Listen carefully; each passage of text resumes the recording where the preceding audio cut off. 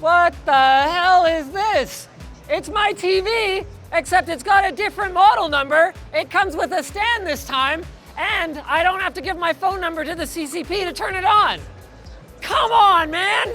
In all seriousness, it's coming to North America Q3, Q4, which is a great thing because it's absolutely gorgeous and...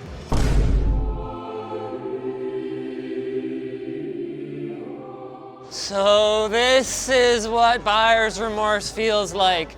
I've only had my TV for like 3 weeks, and now HiSense goes and announces the new 110UX, a drop-dead gorgeous giant format TV that has twice the advertised peak brightness, 10,000 nits, and twice the number of local dimming zones, 40,000 zones.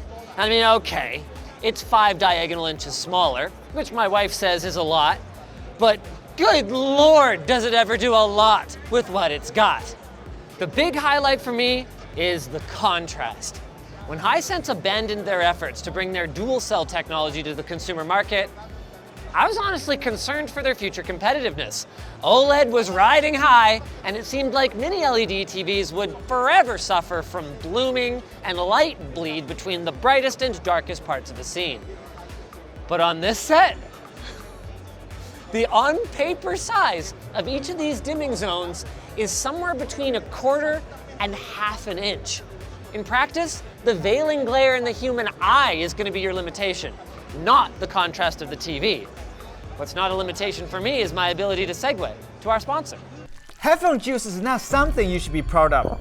These are your typical headphones that accumulate heat while you game. Ew. Wicked Cushions add a cooling gel to their cushions to keep your ears sweat-free. You can easily replace them on your headset. Check out Wicked Cushions at the link below. Even getting up close, guys, and masking off a bright object, I can barely make out any bleed. It's crap. I think it might actually be better than the TCL I just bought, which is really impressive because that thing also has 20,000 dimming zones. Now, I would hesitate to say that it's as good as an OLED. I mean, surely nothing can match the blackness of powered off. But I will say, good Lord, is it ever close. I mean, of course, we're gonna need the labs team to put it through the paces properly before I can say anything for sure. But what I can speak to today is the brightness. Considering that this event exists almost entirely so that every vendor in the world can show off their brightest TV to people who care about that, it's kind of hard to stand out. But even under the worst possible conditions, there is no word for this but dazzling. Give me some bright. Oh. Now, I'll be the first to say that some of the previous stuffness wars, your thinness, your bezel-lessness, and even your high resolutionness got kind of silly. I mean, 8K is at, or maybe even already beyond the limit of what's useful for a TV. But I don't feel the same way about the current brightness war. With the right content, more nits is more better, at least for now, because it contributes not only to the natural appearance of highlights like sun glinting off of shiny objects, but it also contributes to the volume of colors that a display can achieve. On that note, HiSense is claiming 90% coverage of the Rec 2020 color space, which is on par with Samsung's claims about their latest generation QD OLEDs, which frankly blew my socks off when I saw them in person. In both cases, this is thanks to recent advancements in quantum dot color enhancement layers that now have us at just around 69% of the range of human vision, which I think we can all agree is pretty nice. I just thought it would take a lot longer to get here.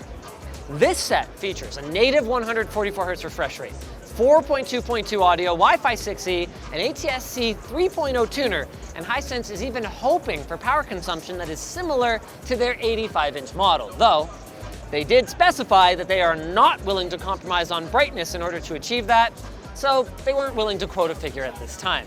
And that's far from the only information missing from the show floor here. That's the only sign they have for this thing. HiSense is not quoting supported HDR standards, average pixel response times, input latency, or even a price. But if it ends up anywhere near the same neighborhood as the TCL 115-inch, I can imagine a lot of dentists, doctors, or other professionals struggling to load one of these into their Cybertruck in the Best Buy parking lot. If you want some help visualizing that, we've got extras from the TCL unboxing at lmg.gg/floatplane. We'll have that link down below. Of course, by the time you're spending that kind of money, I could understand the temptation to spring for the original gangster. That's right. The Samsung The Wall is getting an update for 2024 and is now available in 5 different sizes: 76 inches, 89 inches, 101 inches, 114 inches, and of course, the monster behind me, the 140-inch version. Now, this is very unfortunate. Samsung has basically no information about this thing whatsoever. So I can only tell you based on my eyeballs that the color gamut does look bigger than what we saw last time around, and in particular the brightness looks much brighter than the 1000 nits peak brightness that we saw on the last generation. Of course, in order for us to tell you for sure, we're gonna have to, get our hands on one for testing. Samsung, if you're watching, we'd love to check that out. But one thing I'm sure they're not gonna be sending to us is this.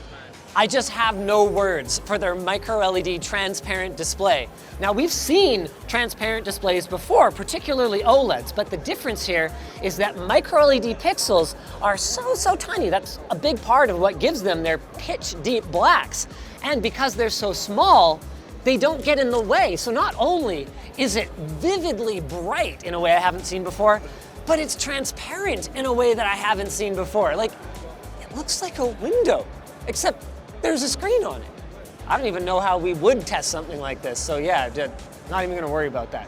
What I will worry about is this message from our sponsor. Are your headphones cushions hot like a tiny steam room? Stop steaming your ears like your broccoli. Wicked Cushions offer all sorts of cushion replacement for your headphones. And it's not just your regular cushions. With added dual-layer cooling gel, they ensure you keep a cool head even your team is feeding. Looking for a crack? Wicked Cushion gives you a crack-free comfort. They use top-notch materials like breathable sport fabric and memory foam. With over 25,000 reviews and a 365 days to fall in love warranty, don't listen to me, listen to your ears this time. Check out Wicked Cushions at the link below. If you guys enjoyed this video, maybe check out the one we did on Samsung's QD OLED gaming monitors. The new 2024 lineup looks amazing.